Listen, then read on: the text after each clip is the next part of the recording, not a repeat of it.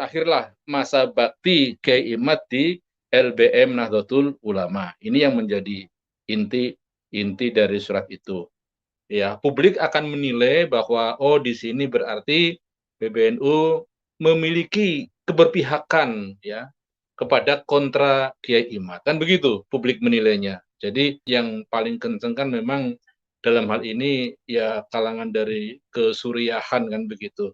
Apalagi yang namanya Islam itu di beberapa podcastnya, di beberapa ceramahnya selalu menyudutkan Kiai Imad dan lebih berpihak kepada klan Pak Alwi. Ini satu realita yang ditangkap oleh masyarakat sehingga hari ini netizen dan kebanyakan masyarakat menilai bahwa betul-betul NU ini ya berpihak pada klan Pak Alwi. Walaupun dalam kenyataannya banyak tokoh-tokoh besar di kalangan NU yang justru lebih berpihak pada Kiai Imad seperti Gus Mus, Kiai Marzuki Mustamar, Gus Muafik, dan banyak tokoh-tokoh besar yang sekarang justru mendukung apa yang menjadi temuan Kiai Imad. Ini satu suasana Kiai yang Said Akil Sirat, Kiai Haji Said Akil Sirat. Kenapa kita umatnya amburadul carut marut, enggak karu-karuan, terutama di Indonesia ini, yang jauh dari nilai-nilai akhlak Rasulullah Sallallahu Alaihi Wasallam, bahkan yang mengaku keturunannya mulutnya kotor, caci maki sana sini, mengatakan satu orang Habib yang bodoh lebih mulia daripada 70 kiai orang Jawa. Itu kan ngomong enggak benar. Itu Habib walaupun zina, walaupun minum arak pasti masuk surga. Ini walhasil mereka ini menganggap diri mereka super. Kiai-kiai Jawa yang bukan Habib di bawah mereka. Ini bertentangan dengan Quran dan bertentangan Rasulullah sendiri. Inna akrakum indallahi atqakum. Yang mulia di mata Allah adalah yang paling bertakwa. Tidak pandang turunan siapa. Kiai Haji Said Akil Sirat. Ya itu, kalau itu mas sejak awal itu sudah sangat getol membela Kiai Imad. Ini satu hal yang sangat menarik. Artinya apa? Bahwa di sini ada keterbelahan di struktur PBNU sendiri. Ya, walaupun dalam beberapa event pun saya menilai bahwa ketum ya Gus Yahya ini juga sudah mulai cenderung ke Kiai Imad. Nah, tapi kan di situ yang menjadi bogemnya kan Rois Am ya, sehingga apapun kata Rois Am ya itulah yang akan terjadi kan begitu. Sebagai ketum hanya melaksanakan saja apa yang menjadi titah dari Rois Am maupun dari Khatib Am. Tapi ini setelah dibicarakan dalam forum rapat pleno ya itulah keputusannya ya. Jadi kalau toh publik menilai NU secara negatif ya itu satu impact yang saya kira harus diterima secara legowo oleh pengurus PBNU. Memang itu kenyataan masyarakat. Dengan tidak adanya Kiai Imad di LBM PBNU ini, kajian nasab akan terus menyala atau semakin meredup, Kiai Ubed? Justru diskursus nasab akan semakin menyala, Mas. Menguat, Mas. Ucapan-ucapan simpati, empati, dan bahkan luar biasa.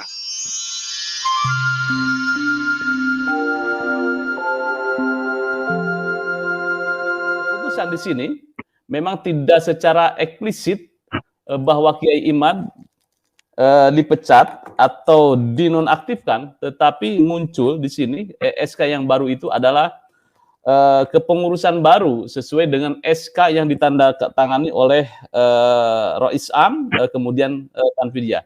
Saya langsung ke Mas Taufik. Mas Taufik, dari sisi legal formal, ini SK Nahdlatul Ulama atau PB ini kan memberikan tambal sulam lah, atau pergantian antar waktu. Dan di situ juga tidak ada nama Kiai Imad. Ini menurut Anda bagaimana? Ini apakah sebuah tradisi NU dan bagaimana legal formal ini secara hukum keputusan ini apakah sangat mengikat atau seperti apa pandangan Anda sebagai praktisi hukum? Silakan.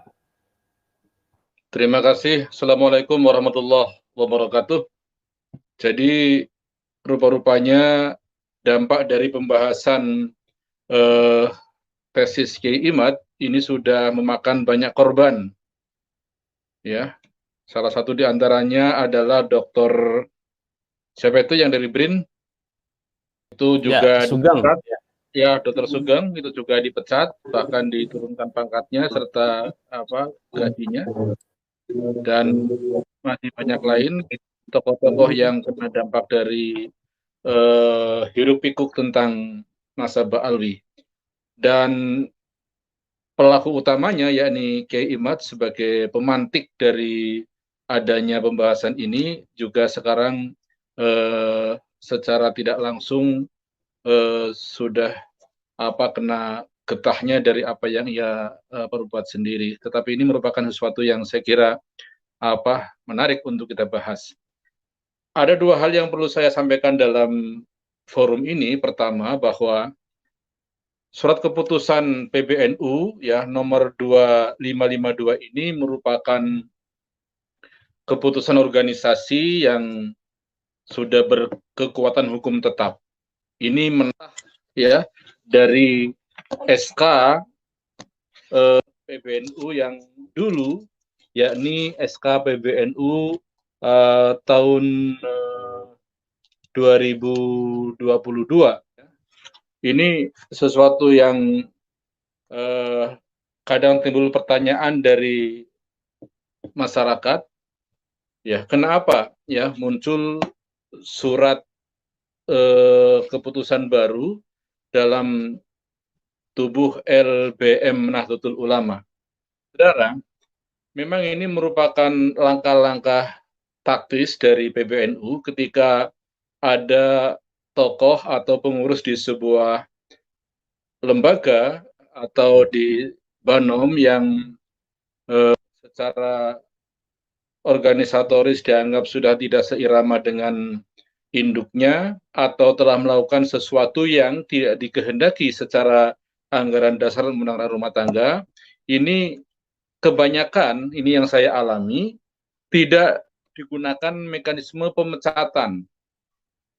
Kecuali kasus kemarin ya, ketika ada 5 orang tokoh NU yang datang ke Israel. Ini lain kasusnya ya, itu pemecatan. Ya, sedangkan yang menimpa pada diri Kiai Imad ini merupakan satu mekanisme organisasi yang saya kira sangat sangat cantik dan menarik karena di situ tidak ada istilah pemecatan, yakni SK reshuffle. Saudara, bahwa memang NU secara periodik melakukan evaluasi terhadap seluruh elemen kepengurusan, baik dari unsur NU-nya sendiri, terutama dan lembaga-lembaga itu dievaluasi setiap 6 bulan sekali. Ya, maka ketika jadi ketidakseiramaan antara pengurus satu dengan yang lain, ini baik berdasarkan usulan lembaga tersebut maupun karena ada kehendak dari Rois Suriah atau Tanfidiyah, maka akan digiring dia sampai ke ujung, sampai tibalah saatnya masa-masa evaluasi. Nah, maka Kiai Imad walaupun ini debutannya sudah cukup lama ya dan sudah banyak diancam terutama oleh Pak Rozi gitu ya, bahwa kamu nanti akan dipecat dan seterusnya kan, itu diancam-ancam, sehingga Kiai Imad pun pernah menyampaikan satu respon bahwa saya tidak takut dipecat dari PBNU karena saya bisa berkhidmat di NU, tidak harus jadi pengurus. Yang terpaksa saya katakan, rekomendasi rapat di PBNU itu ingin Anda diberhentikan. Saya siap, saya tetap akan jadi NU walaupun tanpa ada jabatan. Ini sekarang sudah terbukti.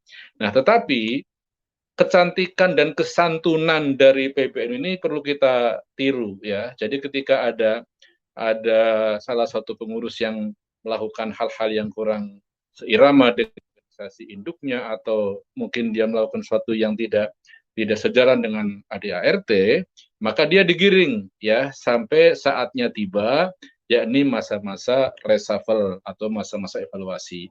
Maka kita bisa melihat pada diktum terakhir di sana ada diktum yang mengatakan selama 6 bulan ketika pengurus yang ada di SK ini juga melakukan hal yang sama, juga akan dievaluasi. Nah, namun untuk menilai apakah SK PBNU ini sudah betul-betul memenuhi ketentuan hukum atau tidak, standarnya adalah dari beberapa sebuah surat atau surat keputusan dianggap sebagai sebuah surat yang memenuhi unsur legal. Pertama, harus dengan kop surat resmi. Ya, ini jelas PBNU menggunakan surat resmi yang ada logo PBNU-nya dan ada alamat-alamat kantor. Ini menjadi sah dari sisi ini. Yang kedua, judul surat. Nah, mari kita tengok apa judul surat itu. Di sini berbunyi pengesahan, pergantian dan penambahan personalia pengurus antar waktu Lembaga Basul Masail Nahdlatul Ulama. Nah, ini sudah tepat. Jadi judulnya ini tegas dan jelas. Yang kedua, nomor surat. Ya, ini jelas nomornya 2552. Ini sesuai dengan regulasi yang ada di PBNU, maka di situ sudah memenuhi unsur. Yang keempat, dasar hukum atau pertimbangan. Nah, maka di sini kita melihat pada substansi dari pertimbangan diterbitkannya surat ini apa? Ya, ini nanti akan kita lihat pada dasar hukumnya. Dan dasar hukum yang dipakai oleh NU adalah anggaran dasar NU dan anggaran rumah tangga. Ini harus dicantumkan agar apa yang dijadikan sebagai landasan itu jelas ada rujukannya sehingga tidak ngambang. Yang kelima, isi keputusan. Nah, ini yang menjadi substansi apakah SK ini menjadi sebuah SK yang memiliki standar normatif atau tidak, maka mari kita tengok sedikit tentang isi keputusan. Pertama, menimbang, ya. Yang kedua, mengingat. Yang ketiga, memutuskan. Ini sudah lazim. Sebuah konsideran dalam sebuah surat keputusan adalah harus itu. Pertama, menimbang. Ini akan mencantumkan tentang alasan-alasan yang menjadi latar belakang dibuatnya keputusan. Nah, ini saya kira semuanya orang tahu bahwa salah satu alasan mengapa ada reshuffle, ya ini untuk menggiring Kiai Imad yang sudah sejak lama diancam, ya kan, agar nanti sampai ke ujung dia akan tidak dimunculkan pada SK berikutnya. Ini sebagai alasan pertimbangan. Selanjutnya, ya, dari keputusan adalah mengingat. Mengingat ini merupakan dasar hukum atau peraturan yang mendasari keputusan tersebut. Ini harus merujuk pada anggaran dasar dan anggaran rumah tangga organisasi. Nah, baru memutuskan, ya kan? Nah, memutuskan ini merupakan bagian inti dari surat yang berisi keputusan yang diambil. Siapa yang terlibat di situ, ya kan? Terus kapan keputusan tersebut berlaku dan detail lainnya yang relevan itu kayak apa. Maka mari kita lihat sedikit tentang substansi tentang memutuskan ini. Ya, jadi setelah memutuskan, menetapkan pertama, ya, memperbaharui surat pengurus lembaga Basul Masail Nahdlatul Ulama, ya, masa 2022 sampai 2027 sebagaimana terlampir dan menyatakan surat keputusan pengurus besar Nahdlatul Ulama nomor 31 tahun 2002 tertanggal 20 Sa'ban 1443, ya. Ini dinyatakan tidak berlaku lagi. Nah, ini sudah masuk ke ranah keputusan. Artinya apa? Bahwa sebuah SK di mana dulu Pak Imad ada dengan teman-temannya, maka sekarang sudah tidak berlaku lagi. Kita tidak tahu persis apakah hanya Kiai Imad yang tidak tercantum dalam SK yang baru atau hanya Kiai Imad saja. Nah, ini saya belum cek sampai ke tingkat itu. Tapi yang jelas semuanya tahu bahwa di SK yang terbaru tidak muncul nama Kiai Imad. Itu artinya apa? Bahwa berdasarkan SK 2552, maka sudah berakhirlah masa bakti Kiai Imad di LBM Nahdlatul Ulama. Ini yang menjadi inti dari surat itu. Dan yang keenam, tanggal dan tempat. Ya, ini tanggal dari surat ini sudah benar, ditanggali tanggal 14 Oktober ya kemarin ya, jadi sudah tepat. Nah, selanjutnya penandatanganan. Ini yang coba kita pertajam. Dalam tradisi di NU, yang menandatangani surat itu adalah 4 orang. Pertama, ya, Rois Am PBNU, Ya di sini ada Kiai Haji Miftahul Akhyar. Terus Khatib Am ada di sini Kiai Haji Ahmad Said Asrori.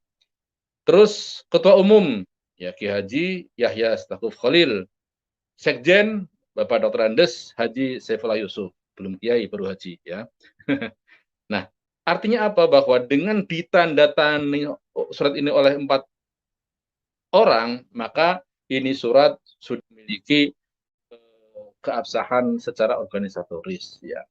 Ini pernah di pengalaman kemarin ketika ya, lembaga yang namanya Jatman kirim surat ke PBNU untuk penundaan atau perpanjangan masa bakti, ini ditolak PBNU karena apa? Karena suratnya dibuat tidak standar organisasi, ya. Yang tanda tangan hanya Kiai hanya Habib Lutfi saja sebagai ketua umum ya, istilahnya tuh di Jatman. Sedangkan sekjennya itu tidak ikut bertanda tangan. Kembali ke surat keputusan ini, maka secara sah dan meyakinkan bahwa keputusan PBNU nomor 2552/PB-01/A11.01 tahun 2024 ini secara sah dan meyakinkan telah berkekuatan hukum, sehingga posisi Kiai Imad sudah tereliminasi dan Kiai Imad tidak bisa melakukan upaya hukum apapun ya, kecuali kalau bunyinya pemecatan. Nah ini Kiai Imad bisa melakukan upaya hukum atau protes. Apa dasarnya aku dipecat? Apa salah aku? Nah itu bisa. Tapi kalau ini reshuffle tidak bisa ya. Jadi reshuffle itu kekuatannya sangat kuat ya, dan itu tidak bisa diutak-utik oleh siapapun ya, karena itu sudah keputusan yang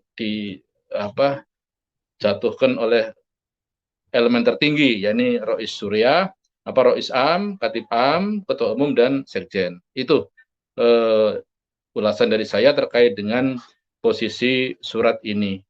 Itu Mas Yusuf, makasih. Saya langsung ke Kiai Ibad. Bagaimana Anda menanggapi surat ini? Bagaimana dampak secara politis dan sosiologisnya? Baik, terima kasih Mas Yusuf. Pertama, ini sudah merupakan kudrah dan iradah Allah untuk membesarkan Kiai Imaduddin Utsman di tengah perkembangan sejarah peradaban Islam dunia. Bahkan mengapa saya katakan dunia?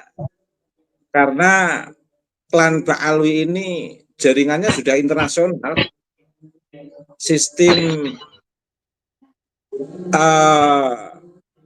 hijrah mereka itu menguatkan ikatan klan mereka, sehingga hijrah dimanapun mereka tidak putus ikatannya, Mas.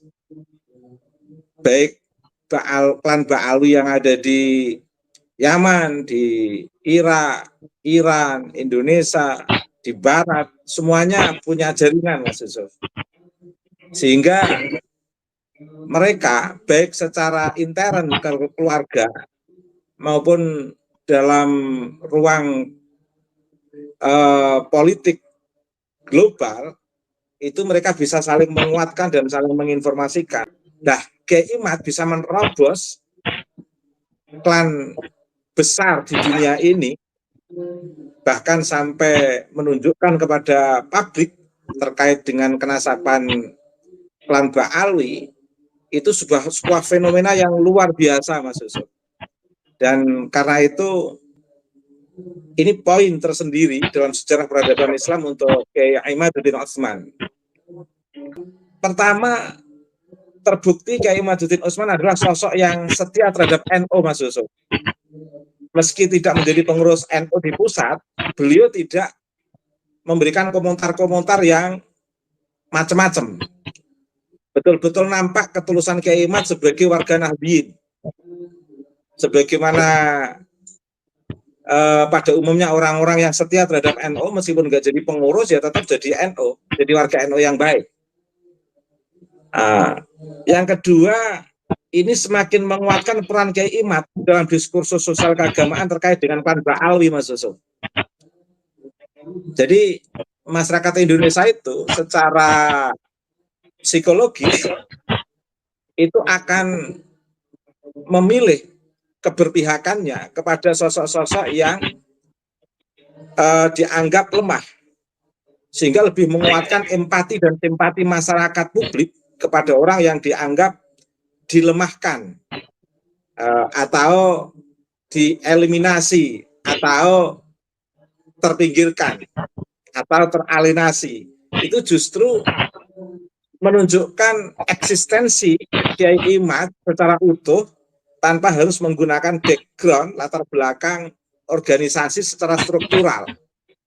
Tetapi secara kultural tetap utuh Kiai Imad sebagai sosok Nahdien yang sangat setia, dan itu direspon publik luar biasa, Mas Yusuf.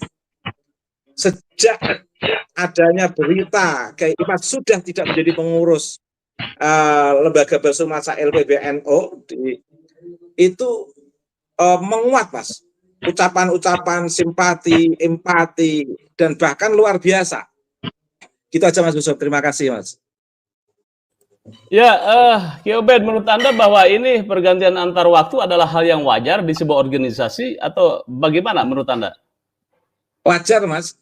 Untuk orang sebesar Kiai Imad itu nggak akan mempermasalahkan hal ini, Mas. Tetapi juga bisa kita maklumi ketika publik, masyarakat marah karena menganggap Kiai Imad telah disepelekan atau dalam tanda kutip dianaktirikan. Mengapa ada orang-orang yang bermasalah di PBNU dalam pandangan masyarakat publik dibiarkan, tapi oleh Kiai Imad mendapatkan ketegasan yang luar biasa? Ada yang tanya pada saya begitu, Mas. Saya jawab, ya, mengapa Kiai Imad ditegasi? Karena Kiai Imad sangat setia pada NU. Sehingga dilepas dimanapun tetap akan membesarkan NU. Kitabnya aja sudah membahas tentang NU. Sehingga sama ketika saya teringat Nabi Muhammad, Mas. Dalam pembagian harta rampasan, justru sahabat itu kan dikasih sedikit-sedikit, Mas. Nah, mereka yang baru masuk Islam itu dikasih lebih banyak. Dalam sebuah percakapan, Nabi menanyakan kepada para sahabat, lebih memilih Nabi daripada memilih harta rampasan, dan itu sebagai komitmen kemuliaan para sahabat. Dan wajar dengan mereka yang baru masuk Islam diberi lebih banyak, biar senang. Saya yakin pengurus PBNU melepas Kiai Imad itu karena menganggap Kiai Imad adalah sosok yang setia terhadap NU. Sosok yang setia terhadap Ahlussunnah wal Jamaah An-Nahdiyah, baik secara kultural maupun secara struktural. Sehingga ketika tidak masuk dalam struktural masih tetap kuat. Tetapi sebenarnya harapan publik Kiai Imad itu tetap menjadi penanda atau simbol di PBNU, Mas. Sehingga ini yang rame di sosial media itu kan bukan Kiai Imad, tapi masyarakat publik. Karena masyarakat publik tahu bahwa di PBNU itu ada orang yang sebenarnya tidak mau menjaga marwah NU. Mengapa tetap leluasa di situ? Sementara Kiai Imad yang komitmen luar biasa terhadap marwah NU, terhadap pribumisasi Islam, terhadap jejak-jejak Wali Songo, terhadap lokal wisdom, terhadap kearifan lokal, terhadap nasionalisme, itu kuatnya luar biasa Kiai Imad. Bahkan berani berhadapan-hadapan dengan mereka yang tidak menampakkan nasionalisme, mereka yang memiliki ideologi transnasional dalam konteks ideologi yang tidak berbasis lokal wisdom. Kiai Imad berani melakukan konfrontasi itu, dan itu sangat NU sekali. Mengapa? Publik kan membaca begitu, Mas. Mengapa itu terkesampingkan istilah saya, sementara yang tidak menampakkan kesetiaan seperti yang saya sebutkan tadi justru malah lebih leluasa, sehingga publik protes publik itu dalam perspektif itu, Mas. Tetapi tidak dari Kiai Imad. Kiai Imad posisinya tetap nyaman dan biasa-biasa saja, Mas Yusuf. Ya, baik, Mas Taufik, mungkin ada pandangan lain. Ini secara dampak sosiologis atau psikologis ya di masyarakat. Walaupun kita belum tahu kenapa Kiai Imad itu tidak masuk ke dalam struktur yang baru atau termasuk orang yang di PAW. Yang tahu kan petinggi NU. Kenapa Kiai Imad tidak dimasukin kembali? Apakah benar tentang masalah polemik nasab atau ada hal-hal administratif yang membuat SK baru tersebut atau PAW tersebut tidak mencantumkan Kiai Imad. Nah, dampak sosiologisnya itu seperti apa ini, Mas Taufik? Iya, jadi sesuai dengan yang tertera pada pertimbangan keputusan ini, bahwa pengurus yang dianggap tidak sejalan dengan kebijakan PBNU atau tidak memiliki cukup waktu untuk mengabdi atau telah melakukan langkah-langkah yang tidak seirama dengan ADART, maka orang-orang itu memang layak disingkirkan dalam bahasa yang lebih kasar, kan begitu, sehingga tidak dicantumkan pada SK yang terbaru sebagai hasil reshuffle itu. Nah, diantaranya sekarang ini adalah Kiai Imad. Memang ya sehalus apapun ya kosakata yang dimainkan oleh PBNU, ya publik akan menilai bahwa oh di sini berarti PBNU memiliki keberpihakan ya kepada kontra Kiai Imad, kan begitu publik menilainya. Jadi seolah-olah bahwa pemecatan Kiai Imad ini ya karena ada pesan-pesan yang paling kenceng kan memang dalam hal ini ya kalangan dari kesuriahan, kan begitu.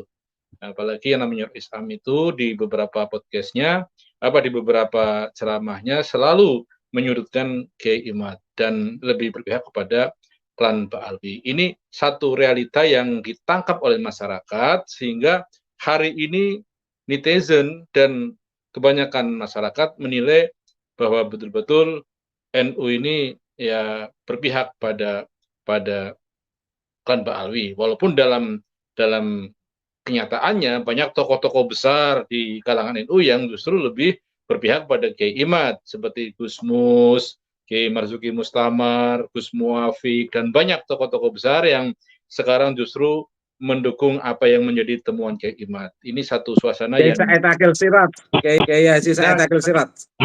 ya itu kalau itu mas sejak awal itu sudah sangat getol membela Kiai Imad.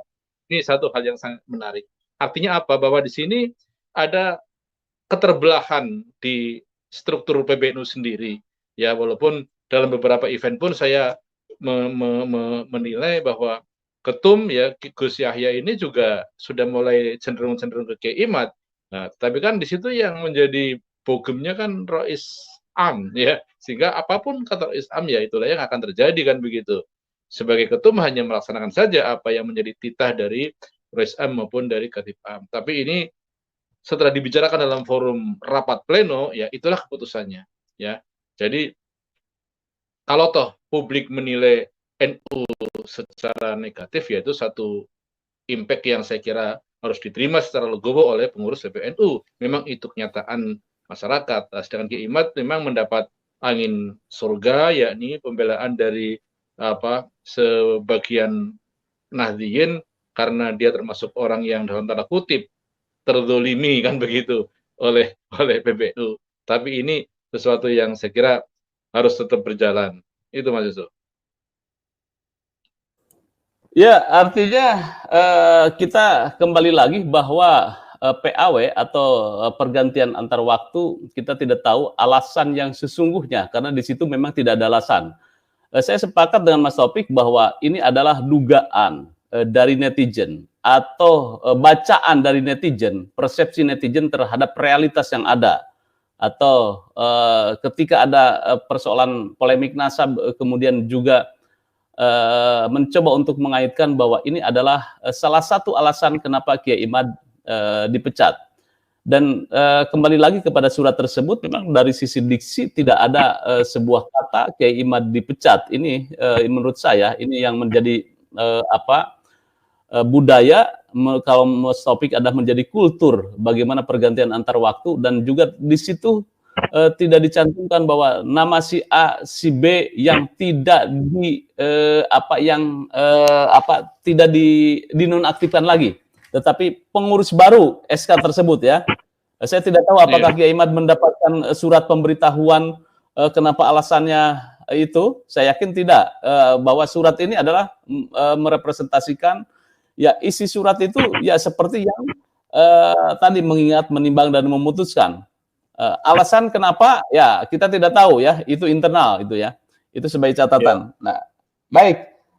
Mas Taufik, bacaan netizen bisa salah, bisa benar. Ya, Betul. realitas sosial. Ya, sebagai catatan bahwa bacaan netizen itu bisa salah, bisa benar, menebak-nebak, karena sesungguhnya mungkin ada kebijakan lain atau potret lain dari pengurus PBNU. Dan saya meyakini seperti yang dikatakan oleh Kiai Ubed, bahwa ini adalah sebuah strategi, ya bisa dikatakan ini sebuah cara Gus Yahya atau Kiai Maftuh Ahyar membesarkan Kiai Imad tanpa ada embel-embel NU. Dan saya yakin Kiai Imad tanpa embel-embel pengurus Nahdlatul Ulama atau LBM PBNU, Kiai Imad akan besar. Karena apa? Secara sosiologis, pengakuan terhadap Kiai Imad itu luar biasa. Masyarakat atau netizen itu luar biasa mengakui itu ya. Betul. Jadi sebetulnya Kiai Imad mau distruktur atau tidak, tidak, itu sudah suhro wal istiqadah sebagai intelektual muda Muslim, dan itu tidak menjadi sebuah hal yang sangat penting sekali gitu ya. Karena di sisi lain juga Kiai Imad masih menjadi ketua kalau tidak salah ya LBM PWNU Banten. Baik, Kiai Ubed, ada yang ditambahkan bahwa sosok Kiai Imad saya juga tidak ada komentar ya negatif yang menyetujui gitu ya. Itu yang membuat netizen tambah citra Kiai Imad ini menjadi ketika Kiai Imad diam kemudian merespon dengan positif atau apa ya seperti itu gitu kan. Ini responnya luar biasa, kecintaan netizen itu semakin besar terhadap Kiai Imad. Dan apakah menurut Kiai Ubed dengan tidak adanya Kiai Imad di LBM PBNU ini, kajian nasab akan terus menyala atau semakin meredup, Kiai Ubed? Nah, ini perlu closing statement Anda. Oke. Dengan fenomena PAW di LBM NU, pengurus besar Nahdlatul Ulama, dengan kemudian Kiai Imad tidak menjadi pengurus di situ, justru diskursus nasab akan semakin menyala, Mas, untuk memberikan pendampingan kepada masyarakat betul-betul merdeka, terbebaskan dan tercerahkan dari belenggu sistem perbudakan spiritual. Dan ini keren, sangat disuka masyarakat. Dan ini awal kemajuan atau awal kekuatan Kiai Imad untuk melakukan pembebasan dan pencerahan, Mas. Baik, Kiai Ubed, closing statement-nya dengan tidak tercantumnya Kiai Imad di dalam struktur baru atau pergantian antar waktu dengan SKPBNU, kajian nasab tentang Ba'alawi akan terus menyala. Kita lihat apakah kiprah Kiai Imad akan semakin besar menjadi sosok tokoh muda NU berskala internasional, dan saya yakin ini dengan kapasitasnya dan juga ekosistem, saya melihat bahwa ini udah ekosistem sosial itu muncul dengan organ-organ atau netizen yang mendukung terhadap kajian Kiai Imad. Baik, Mas Taufik, ini bagaimana nih menurut Anda terlemparnya Kiai Imad dari LBM PBNU, kajian nasab ini kian menyala dan mengkristal menjadi sebuah gerakan di masyarakat, khususnya di marga NU, atau sebaliknya? Ya, jadi terlepas dari pro kontra adanya pemecatan atau penonaktifan Kiai Imad dari LBM NU, ini menjadi sesuatu yang saya kira sangat menjadi perhatian publik, dan saya yakin ini tidak akan menyurutkan kajian tentang kenasaban Ba'alwi. Dan karena posisi Kiai Imad ini sudah ada di hati masyarakat, apalagi di backup oleh PWI gitu ya, ini saya kira akan semakin menyala. Dan endingnya adalah bahwa posisi dan daya tawar dari Kiai Imad CS ini akan menjadi sangat strategis dalam perbincangan nasional bahkan internasional, karena resonansinya bukan hanya di Indonesia tapi sudah melebar kemana-mana. Saya kira itu, Mas. Baik, terima kasih pemirsa pada Suara TV. Kita nantikan kiprah selanjutnya, dan saya tegaskan statement ini bahwa berada di struktural atau tidak, saya meyakini Kiai Imad akan membawa pesan-pesan tentang ke-NU-an, akan membawa pesan-pesan tentang kesetaraan atau keaswajaan. Dan lebih-lebih ada kajian yang lebih besar bahwa di abad milenium ini, abad kedua, ada sosok seorang Kiai Haji Imaduddin Usman dari Banten yang memiliki pemikiran dan riset tentang kajian-kajian, khususnya kajian Alawi yang genuine. Mudah-mudahan ini polemik nasab atau kajian nasab ini menjadi sebuah kajian yang produktif atau dinamis antara yang pro dan yang kontra, sehingga tidak lagi menjadi sebuah perhelatan atau perdebatan dalam hal konteks fisik ya, atau chaos secara sosial. Tetapi saya meyakini ini tidak akan terjadi. Tetapi dinamika pemikiran ini mencerdaskan dan memberi ruang pemikiran yang dinamis terhadap generasi muda NU, khususnya pada netizen. Kita damai di udara, damai di darat, apalagi besok Pak Prabowo akan dilantik menjadi presiden. Jaga kedamaian sehingga nanti setelah Pak Prabowo dilantik, nah kita lihat lagi nih Kiai Imad itu. Besok dilantik Pak Prabowo, kita calling down itu ya, biar tidak terjadi hal yang diinginkan. Makasih Kiai Imad. Terima kasih Mas Taufik. Monggo. Ya. Assalamualaikum warahmatullahi wabarakatuh, dan selamat malam juga Kiai Imad kalau nonton. Kita nanti podcast dengan Kiai Imad. Ya, Semangat. Ya Kiai Imad, kasih semangat nih Kiai Imad nih. Tetap semangat Kiai Imad. Assalamualaikum warahmatullahi wabarakatuh.